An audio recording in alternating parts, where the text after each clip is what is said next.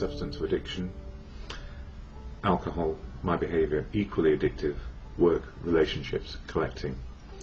So 35 years of, I suppose, depending on outside things, people, places and things, to fix me, to fix that gap inside, not knowing what it was, not really understanding. I felt some sort of emptiness, and that was brought on often by fear and an anxiety that I wasn't good enough. And that's nobody's fault, it's just the way I turned out, that I didn't know or understand life too well, and I didn't know or understand how to learn life too well. And what got in the way along those years? Probably fixing myself with outside things. And these days, in recovery, one day at a time, as I've learned, we have a gap inside us for a reason. It's there to put good things in, and not things to fix us. So, like anything else, if it takes a bit of time, like recovery, although we do it one day only, as we go along, time improves our outlook, and we start to put good things into our life. People, places, things, good things, which are going to keep us on the road of sobriety. But, I have to put the but in there, sometimes we can be our own worst enemy, and over the last few days I suspect I have.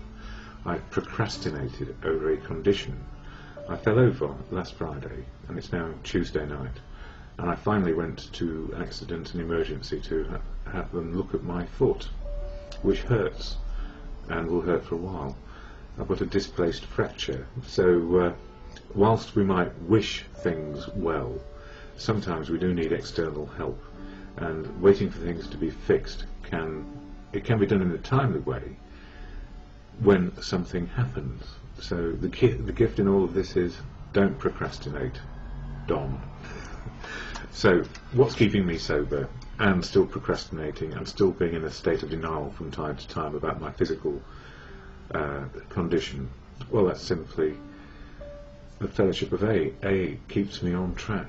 It eventually helps me make the decisions I need to make about my life, and sometimes slowly, sometimes quickly, but as we say, it's progress.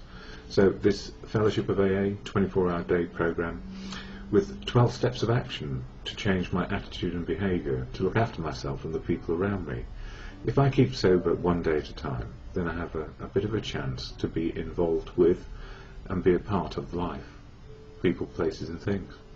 So the gift for me, fellowship, always helps me.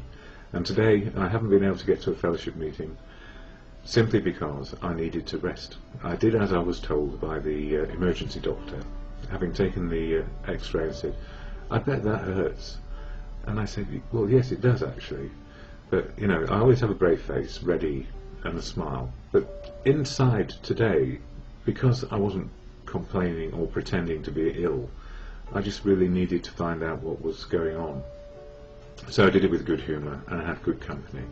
And we talked and chatted to a few people in the A&E department, and we were like a couple of humorists. Life is funny, even in the darkest circumstances, and that's what I've learned in recovery as well, with my friends in fellowship. So what is AA? This is what I share here, and also a bit about the steps of AA and literature, and what's happening to me. So first, the statement of intent about AA, and it's the AA preamble shared at the 700 meetings available to me here in London every week, and this is how it reads. Alcoholics Anonymous is a fellowship of men and women who share their experience, strength and hope with each other, that they may solve their common problem and help others to recover from alcoholism. The only requirement for membership is a desire to stop drinking. There are no dues or fees for AA membership. We are self-supporting through our own contributions. AA is not allied with any sect, denomination, politics, organisation or institution. Does not wish to engage in any controversy, neither endorses nor opposes any causes. Our primary purpose is to stay sober and help other alcoholics to achieve sobriety, and stay in sobriety. It works all the way around. So those two things: a desire to stop drinking, and the only reason for coming to AA is a desire to stop drinking, and then see how it goes, and then share experience, strength and hope. And one of the traditions, tradition 3, is all about our primary purpose, which is to keep sober. And I was reading both the step and tradition whilst I was in A&E waiting for a conclusion about my broken foot. And it's good because, you know, when we take time out just to read the steps, even when we've been around a while, we keep on learning how much deeper they are and how much more we have learned as we go along. So reading is good, or listening and finding out more about how the steps work in reality. And in this book, Daily Reflections,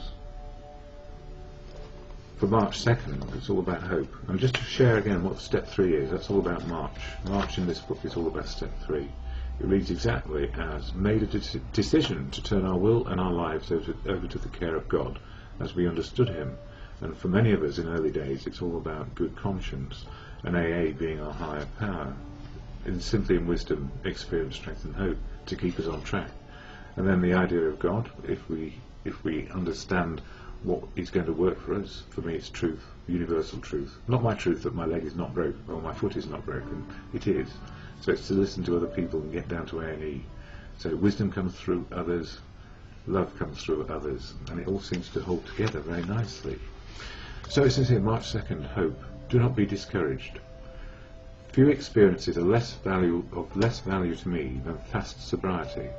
Too many times, discouragement has been the bonus for unrealistic expectations, not to mention self-pity or fatigue from my wanting to change the world by the weekend, or to have your foot mended. Discouragement is a warning signal that I may have wandered across the God line.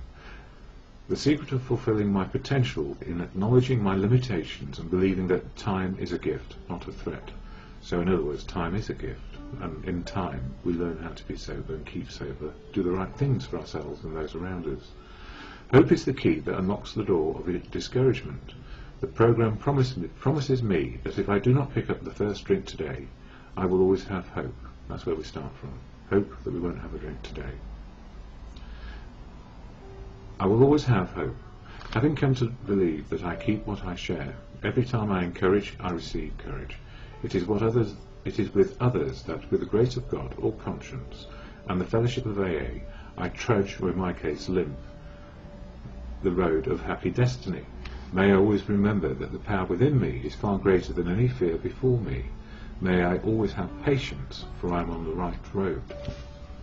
And for me, you know, may I always have patience. I'm a patient, and I've come to understand that, you know, with conditions as we get older in life, believing in God or having a higher power is not going to stop us getting ailments. And, you know, I deal with type 1 diabetes and clinical depression, and the gift in all of this is I've been alive long enough to get them. I was years into sobriety when these things were properly understood. So in this world, on a daily basis, maybe I ought to have gone to A&E on Friday and not had so much pain over the weekend by having my surgical boot to put on.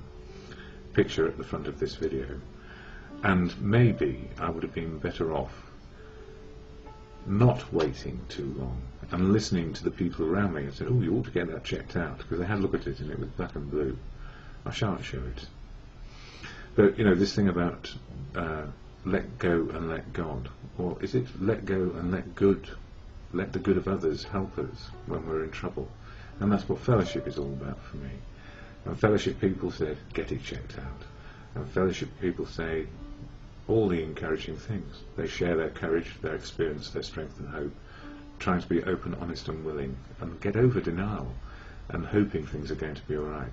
So sometimes we do need the help of experts, science, as well as spiritual guidance.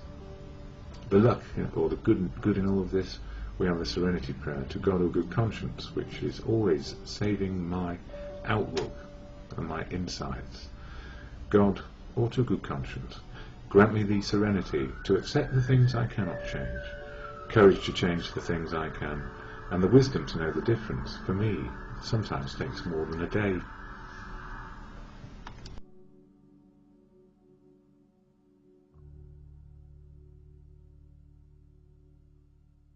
About recovery from addiction to substance or behaviour. My addictive substance was alcohol. My behaviour, trying to be perfect, never so. Workaholic, relationshipaholic, trying to please, maybe, most of the time, and pleasing no one, least of all me. So these days I stay sober just one day at a time, and what helps me most is a fellowship. That's the fellowship of AA, Alcoholics Anonymous. At the beginning of every meeting, a preamble is shared which really explains what the fellowship is there to do. A reminder, I don't speak for the fellowship, I'm just an ordinary person going to fellowship meetings and learning how to use the 12 steps of action, 12-step action program for individuals in recovery. So recovery is just one day at a time. And here is the preamble, shared at every meeting. Alcoholics Anonymous is a fellowship of men and women who share their experience, strength and hope with each other, that they may solve their common problem and help others to recover from alcoholism. The only requirement for membership is a desire to stop drinking. There are no dues or fees for AA membership. We are self-supporting through our own contributions. AA is not allied with any sect, denomination, politics, organisation or institution. Does not wish to engage in any controversy, neither endorses nor opposes any causes. Our primary purpose is to stay sober and help other alcoholics to achieve sobriety. And for me, doing these videos is part of my daily meditation, if you like, to get my mind focused on the day, just for today, being sober, and what I can make of it. And at the moment, this year, going through the different 12-step program, covering each step each month. Very much like one would find in this book here, the Daily Reflections. 12 months, 12 steps, and step 3 for March reads like this.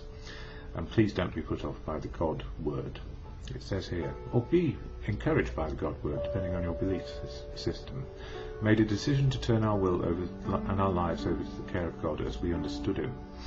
And the we understood him bit is not the collective we understand it all the same way. It's how we understand our own understanding of God. And for me, God is truth, God is love, God works through people, and it's an appeal often to good conscience. And I know somehow in my heart there is always good conscience in us. So an appeal to good conscience, truth and other people to try help make the day work as best it can.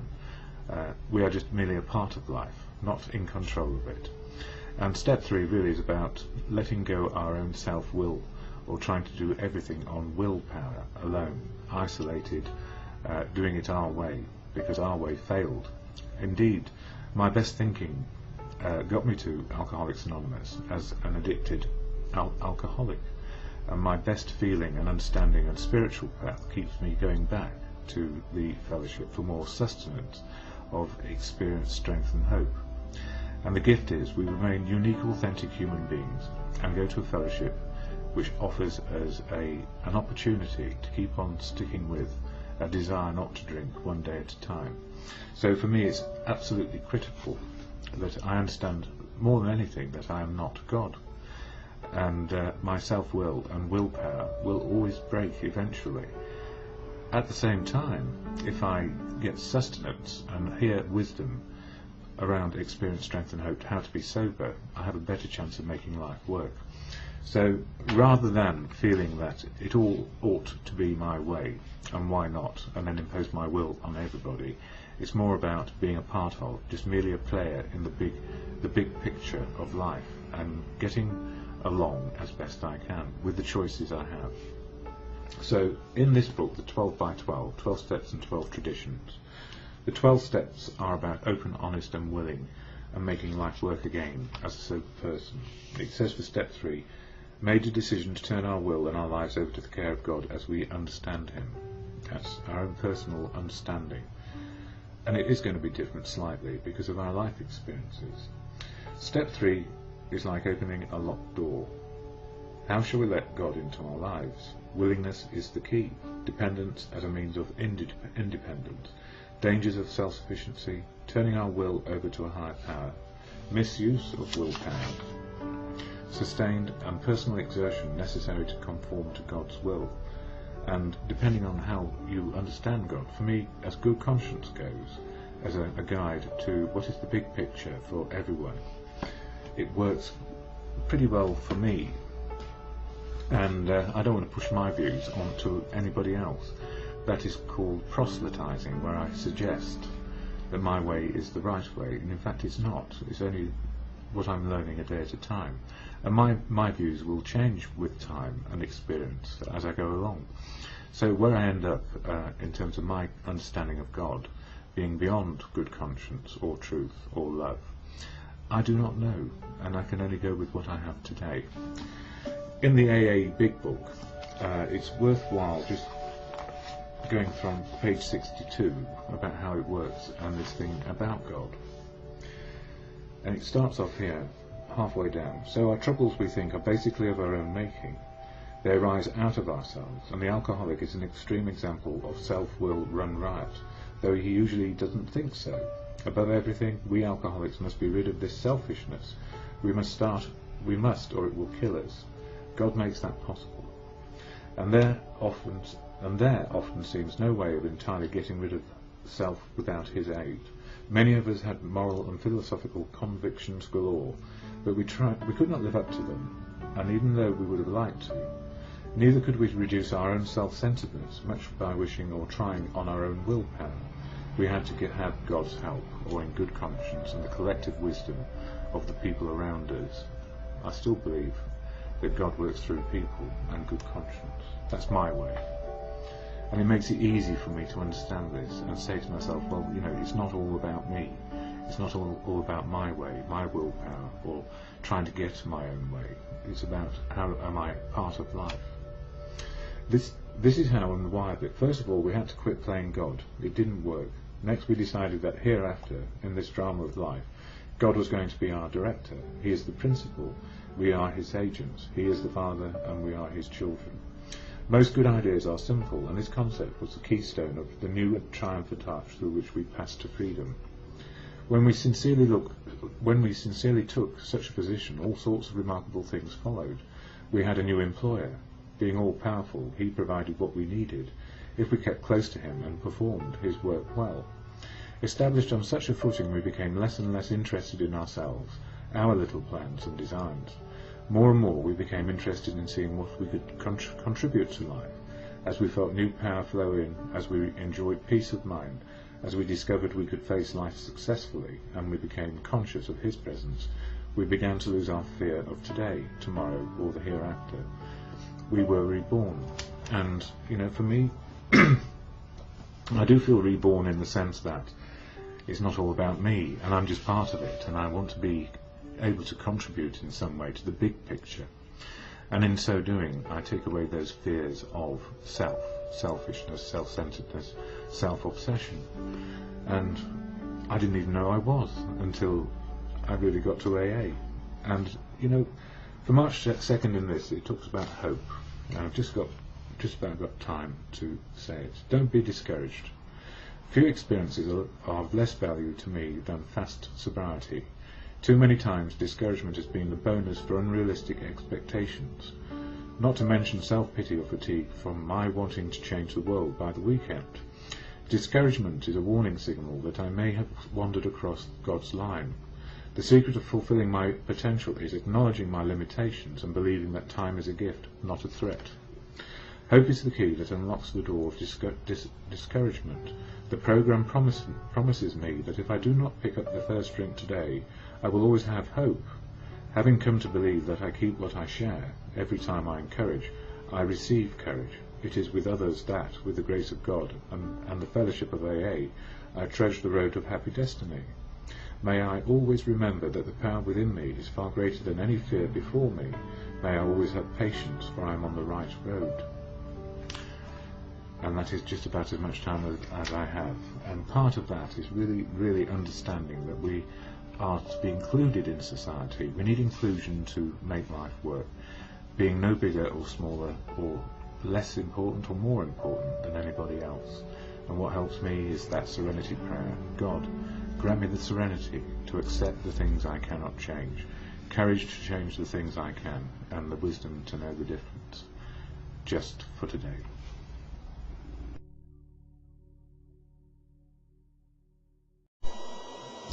Alcoholics Anonymous is a fellowship of men and women who share their experience, strength and hope with each other, that they may solve their common problem and help others to recover from alcoholism. The only requirement for membership is a desire to stop drinking. There are no dues or fees for AA membership. We are self-supporting through our own contributions. AA is not allied with any sect, denomination, politics, organisation or institution, does not wish to engage in any controversy, neither endorses nor opposes any causes. Our primary purpose is to stay sober and help other alcoholics to achieve sobriety. And hello, DonInLondon, March 2nd, 2008, and about 10:30 in the morning. And I was just reading through one of the leaflets which comes in a newcomer's pack for people who are considering whether or not they are an alcoholic, and it's called Who Me? As you can see, the little AA symbol in the corner, and it's worth looking at actually, because it starts with this: heart disease, cancer, alcoholism, and yes, it does belong on the list.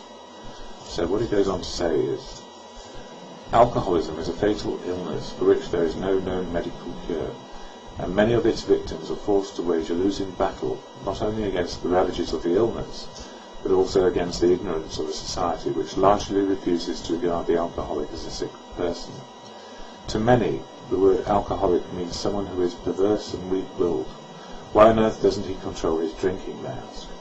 Those of us who are alcoholics and who have tried to control our drinking know just how impossible that task is. This is because alcoholism is an illness.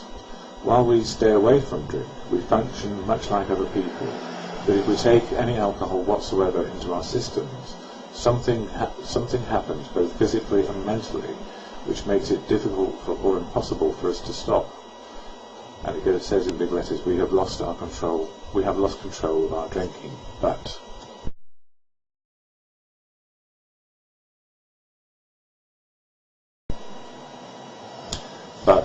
what is this elusive illness called alcoholism? It goes on to say, the action of alcohol on the alcoholic is similar to the manifestation of an allergy. It is compounded by an overwhelming craving for the very thing that can only worsen the effects of physical suffering, irrational behaviour and increasing isolation. The practising alcoholic's mental and physical condition is thus so affected by continuous use of alcohol that everything except its procurement is neglected or ignored for long periods. Sooner or later, whether indulgence is continuous or periodical, it results in a total disruption in all family and social relations. The main problem of the alcoholic centres in the mind rather than the body. If you ask why he or she started on that last bender, the chances are you will be offered any one of 100 alibis. Once in a while you may get to the truth, and the truth, strange to say, is usually that the alcoholic has no more idea why than you have. The characteristic of alcoholics which precludes all possibility of ever becoming social drinkers is explained as a physical allergy and a mental obsession, and the only relief for the chronic alcoholic is total abstinence from alcohol. Don't misunderstand us. Not all drinkers are alcoholics. Many people can drink normally and suffer no physical, mental or social ill effects. Alcoholics Anonymous has nothing to offer these drinkers. For them, alcohol is not a problem, and we can only say, may it always stay that way. This message is directed only to those of us for whom it is a very different story, one of craving and compulsion, sending us ever deeper into bewilderment and despair, and that is only the beginning. Alcoholism is a progressive illness, often of gradual onset. No alcoholic starts as a down and out. It is our drinking and the behaviour which accompanies it that in time may lose our homes, families and jobs. Accidents, jail sentences, hospital admissions, suicides and murders are frequently linked with alcoholic drinking. We know because we are alcoholics. We know what it is like to give up drink and then wait in agony for the off-licence or the pub to open. We know what it is like to spend money that we cannot afford, to be driven to steal, to hide drink in half-dozen places around the house, to wake up not knowing where we have been or what we have done, or knowing only too well. We too have felt those terrible feelings of loneliness, despair, depression, remorse, and self-hatred that this illness brings. Through coming to the fellowship of Alcoholics Anonymous, we found out how to stop drinking and how to stay stopped. Furthermore, we have discovered that life without alcohol is not only bearable but positively enjoyable. We were able to start to get better as soon as we stopped fighting the idea that we were alcoholics.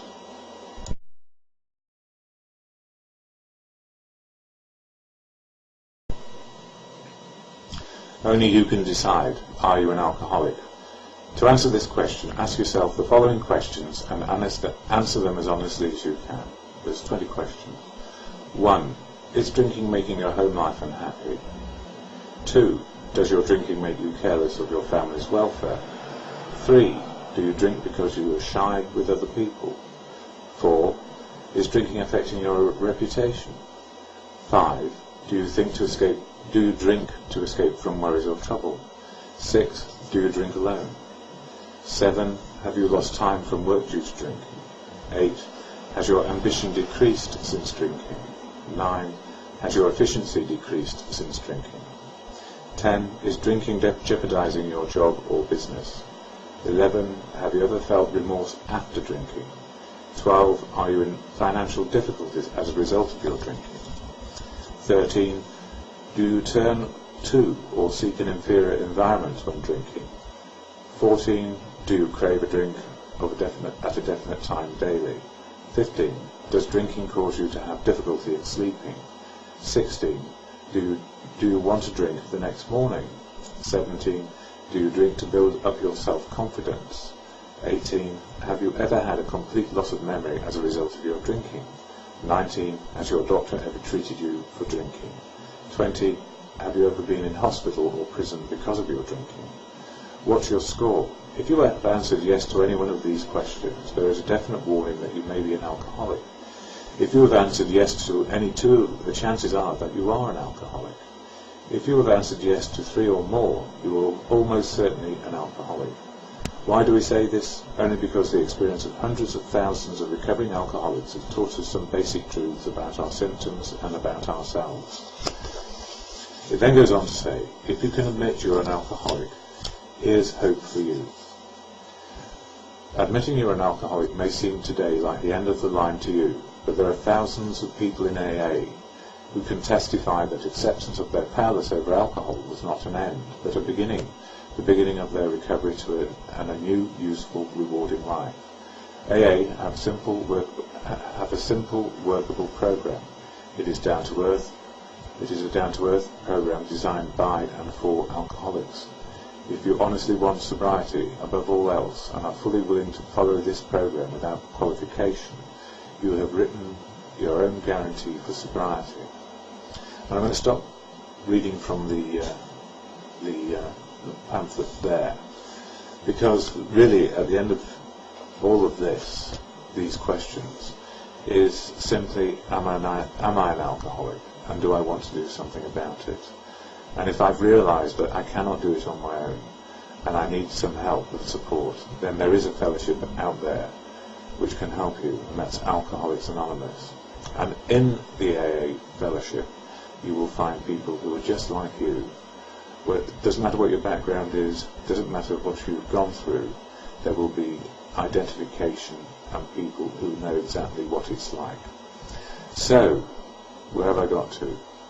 Enough maybe for a Sunday morning, a little bit of information about AA and what it may do for me and for you.